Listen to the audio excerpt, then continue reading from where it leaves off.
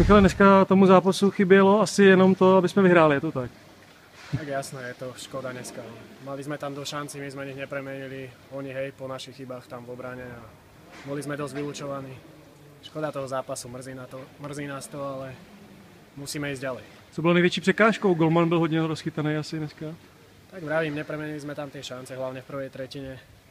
Oni dali góly, premenili tam tie presilovky a vravím, my sme nedali gól ani tam jeden z presilovky, ale tie odrazené puky proste sme tam dneska nevedeli doraziť, chýbalo tam trošku toho šťastia, takže vravím, škoda, ale musíme sa pozerať na ďalší zápas a bojovať o ďalšie body.